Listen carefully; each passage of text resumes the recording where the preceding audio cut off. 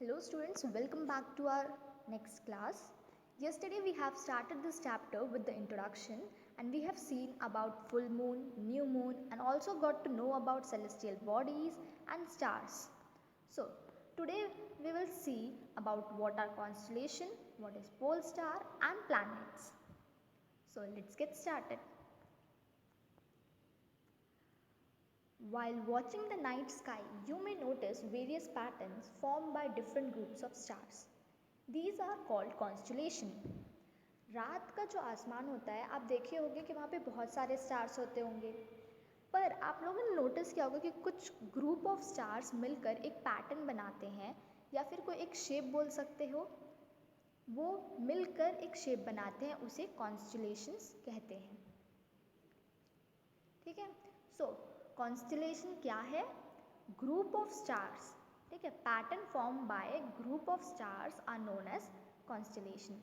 ठीक है, और कॉन्स्टलेशन अलग अलग तरीके के हैं और उसके बहुत सारे अलग अलग नाम होते हैं अलग अलग पैटर्न के।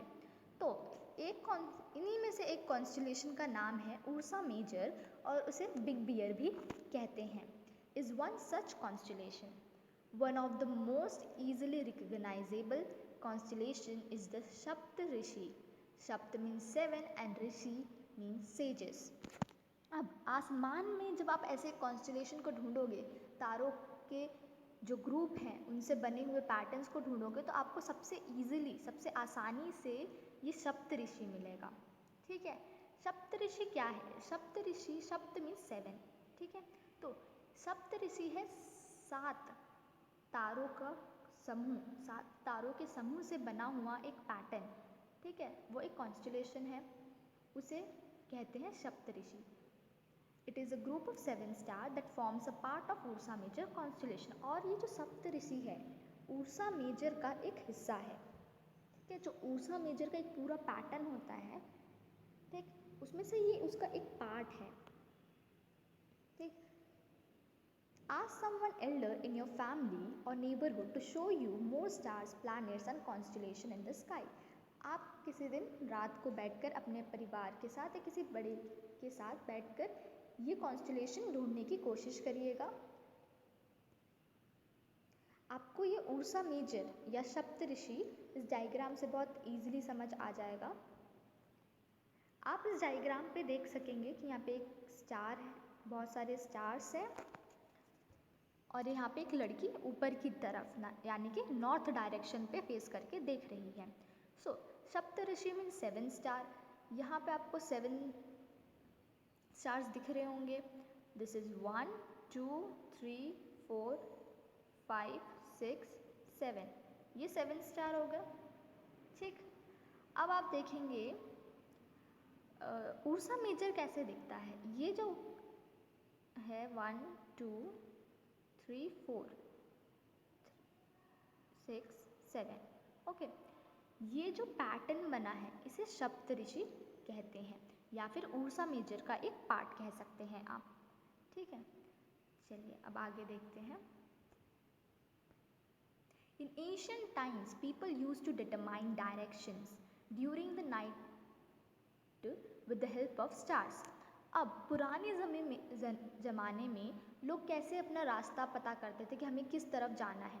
आज के ज़माने में तो बहुत टेक्नोलॉजीज़ हैं, आप फ़ोन से ही रास्ता पता कर सकते हैं, पर पुराने ज़माने में ये सब नहीं था। तो आप कैसे करते थे? तो पुराने ज़माने के लोग, बहुत पहले के टाइम के लोग इन स्टार्स की मदद से रास्ता पता करते थे।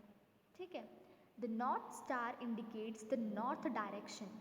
जो नॉर्थ स्टार होता है वो हमको बताता है कि ये डायरेक्शन नॉर्थ है। ठीक, it is also called the pole star. ठीक है, और इसे पोल स्टार भी कहते हैं। It always remains in the same position in the sky. We can locate the position of the pole star with the help of the Saptarishi. ठीक है, अब क्या बोल रहा है, ये जो पोल स्टार या फिर नॉर्थ स्टार जो होता है वो हमेशा एक ही जगह पे होता है, उसका वो चेंज नहीं होता, इसलिए लोग आसानी से नॉर्थ डायरेक्शन को ढूंढ पाते हैं। तो आप ये पोल स्टार को कैसे ढूंढ पाएंगे? आप इस फिगर पे देख सकते हैं, ये लड़की ऊपर की तरफ यानी नॉर्थ डायरेक्शन की तरफ देख रही है इसका सप्तऋषि की मदद से हम ये नॉर्थ स्टार यानी कि पोल स्टार को ढूंढ सकते हैं। ये आपका सप्तऋषि, ठीक। सप्तऋषि के जो ये 2 स्टार्स है, इसके पैरेलल कह सकते हैं, इसके सीधे सीधे पे अगर हम एक लाइन खींचे, इसके जस्ट सामने आपको ये स्टार दिख रहा है, तो इसकी मदद से आप ये ढूंढ सकते हैं, ठीक है। और ये क्या है? नॉर्थ स्टार या फिर पोल स्टार इसे कहते हैं।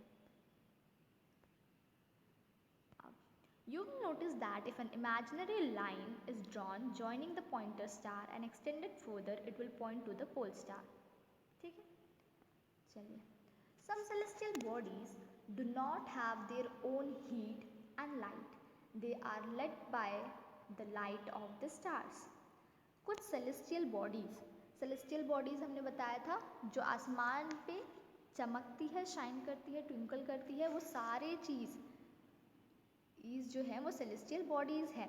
तो सारे सेलेस्टियल बॉडी के पास उनके खुद का हीट यानी कि गर्माहट और लाइट यानी कि रोशनी नहीं होता। जैसे कि सन एक सेलेस्टियल बॉडी है और सन का एक अपना ही खुद का हीट है और लाइट है।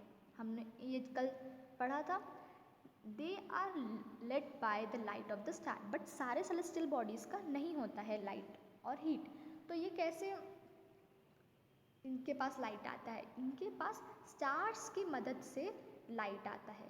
सच बॉडीज आर कॉल्ड प्लैनेट्स, और उन चीज़ों को प्लैनेट्स बोलते हैं जिनके पास खुद का हीट और लाइट नहीं होता, उन्हें स्टार्स के थ्रू मिलता है।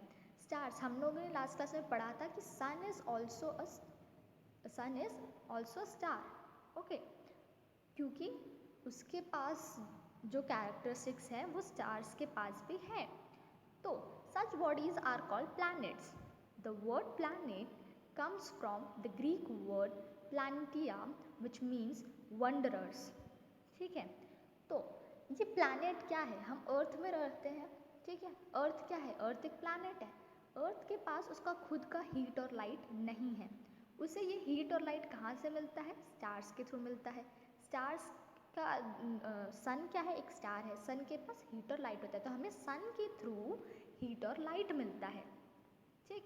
The word planet comes from the Greek word. जो ये प्लैनेट्स का जो वर्ड है ये एक ग्रीक वर्ड से आया है, और वो ग्रीक वर्ड क्या है? Planetia, which means wanderers. उसका मतलब क्या होता है? वंडरर्स।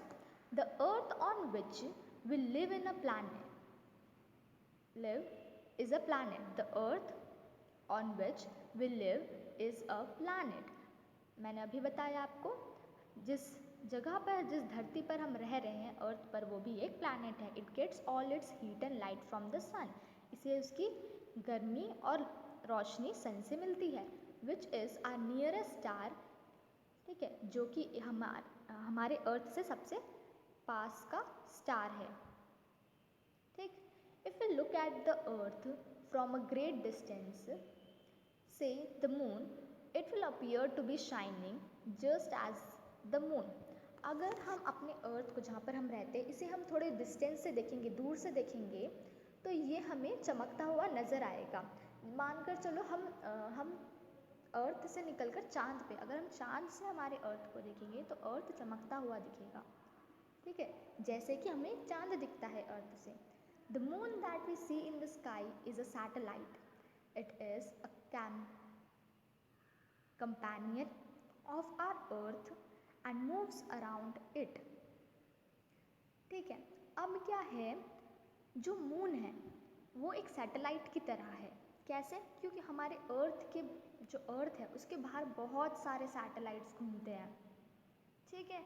तो अब ये जो मून है वो अर्थ का एक कंपेनियन है। कंपेनियन मीन्स साथी, ठीक है, अर्थ का साथी है। तो जैसे बाकी सैटेलाइट के बारे में आप लोगों ने सुना होगा, वो सैटेलाइट जैसे अर्थ के आजू बाजू घूमते हैं, वैसे ही ये मून भी अर्थ के अराउंड घूमता है, मूव करता है, ठीक।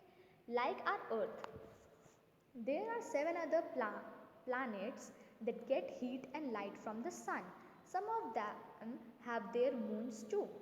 ठीक है, तो अर्थ की तरह 7 और प्लैनेट्स है ठीक है। अर्थ के अलावा 7 और प्लैनेट्स है, यानी कि टोटल कितने प्लैनेट्स हुए? 8 प्लैनेट्स। ठीक है। और उन बाकी 7 प्लैनेट्स को भी उनका हीट और लाइट किससे मिलता है? सूरज से मिलता है, यानी कि सन। ठीक है। और इनमें से कुछ प्लैनेट्स के पास उनके खुद के मून भी हैं। ठीक है। So this was it for today. We have learn about constellation, pole star and planet. Constellation क्या होता है? ग्रुप ऑफ स्टार्स जो एक पैटर्न बनाते हैं, उस पैटर्न को कॉन्स्टलेशन बोलते हैं। Pattern form by group of stars is known as constellation. Pole star क्या होता है? जो हमें डायरेक्शन बताता है। वो हमें कौन सा डायरेक्शन इंडिकेट करता है? North direction. ठीक है।